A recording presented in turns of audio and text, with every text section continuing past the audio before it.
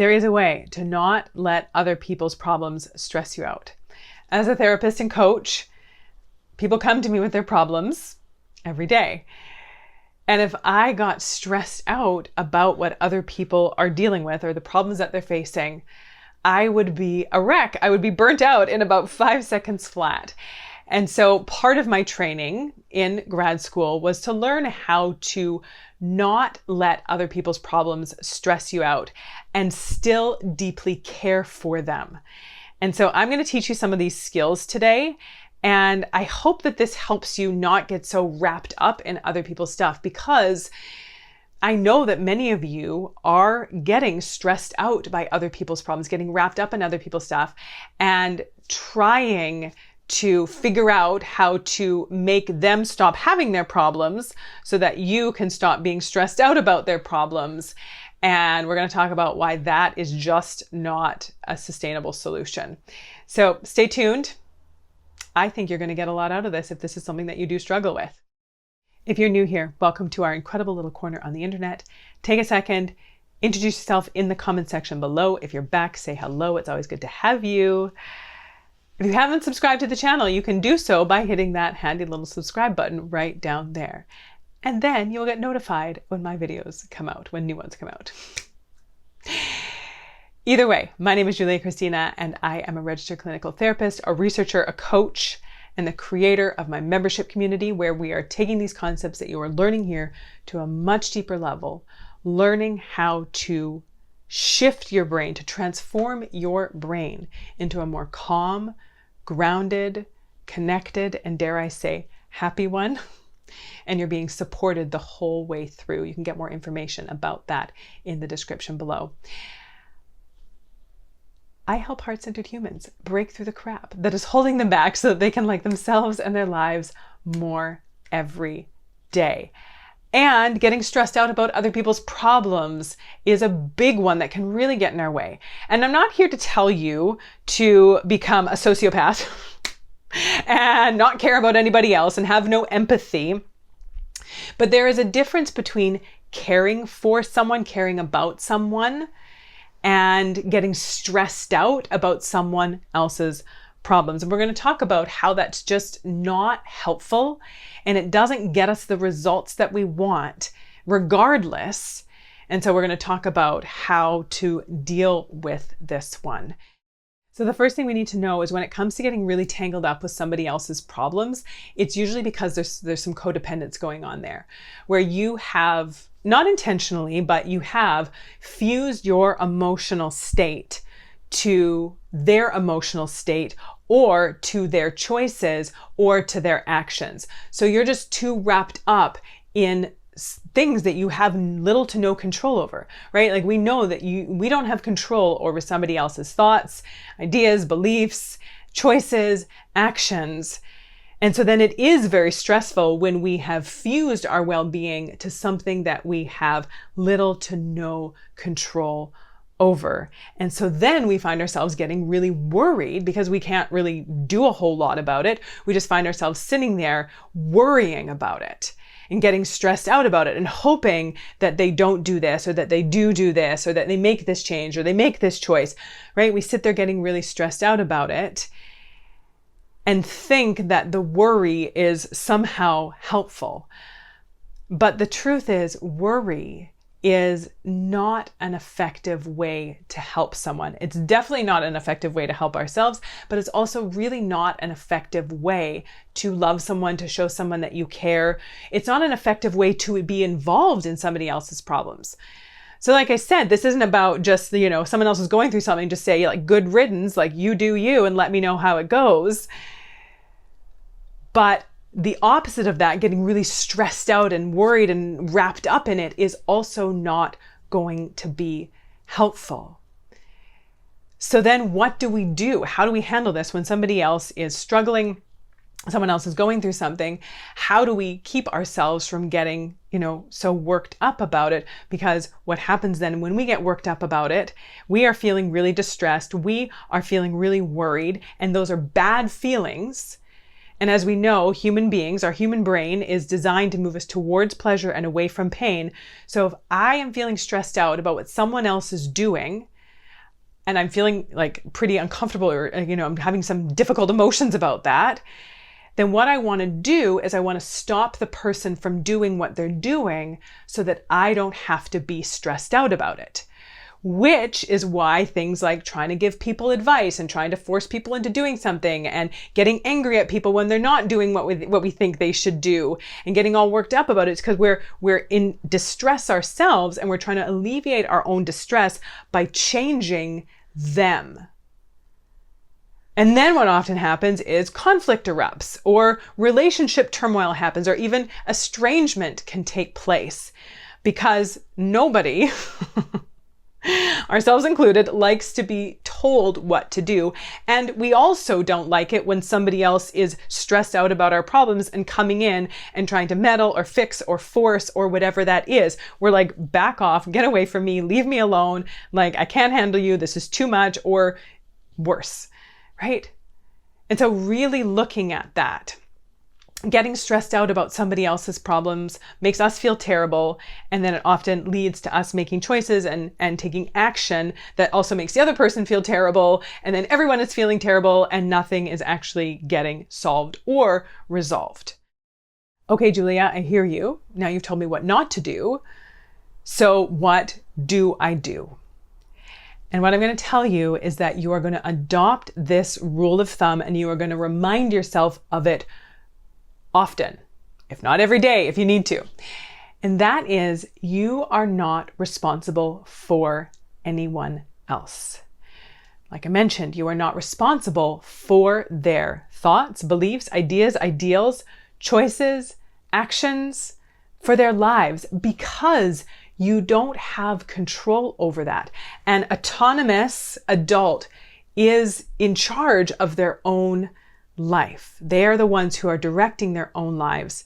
And so you can't take responsibility for something that you don't have any control over. You are responsible for yourself, though. You are responsible for your own thoughts, beliefs, ideas, ideals, choices, behaviors, and actions, because you actually have at least some say. We're not going to say full control, because we know that's not true, but you at least have some say over that. Okay, so then what does this mean? That I just say, again, good riddance, like you do you and figure it out and let me know when you do, because I'm not responsible for it? No, that's not it either. Because we are relational beings, because we are intricately and intimately connected with other human beings, and that is part of our survival, and that is a great and wonderful thing.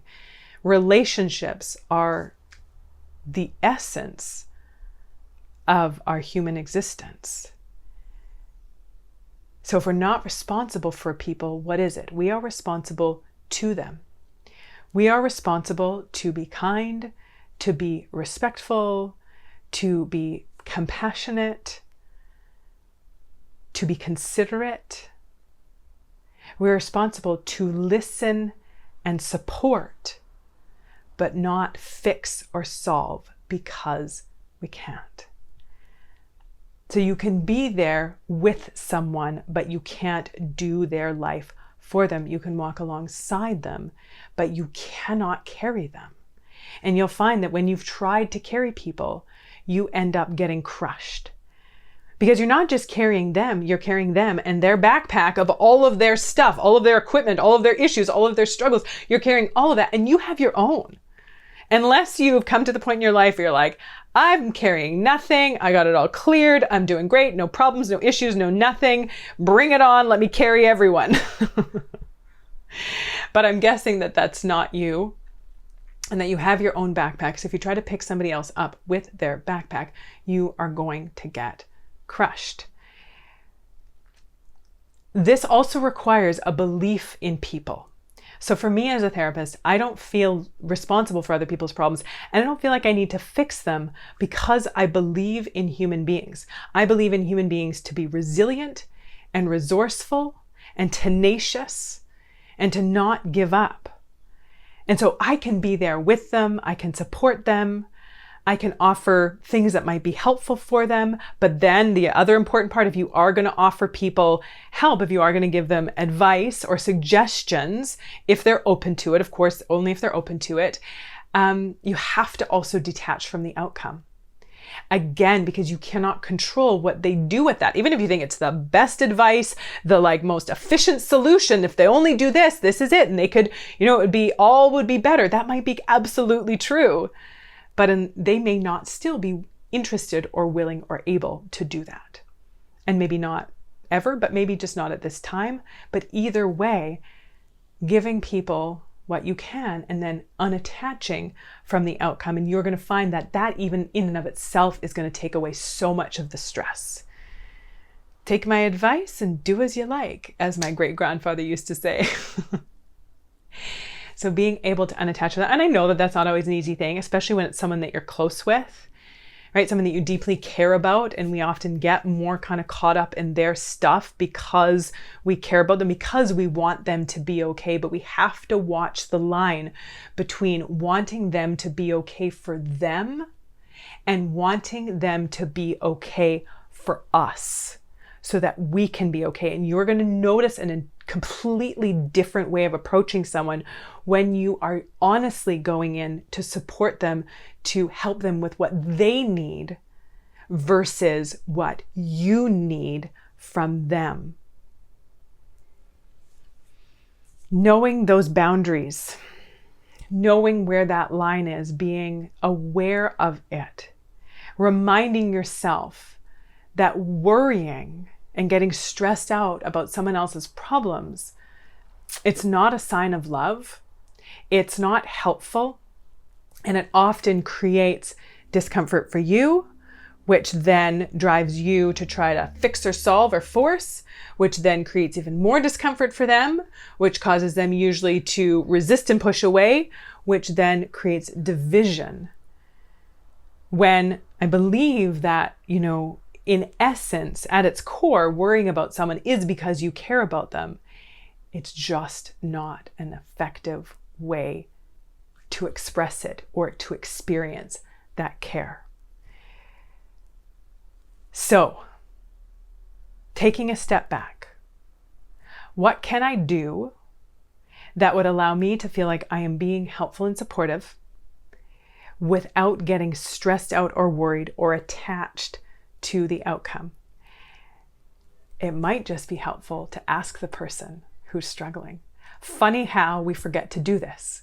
We see someone who's going through something, who's having a hard time, who's, dealing with something challenging in their lives, and it's affecting them.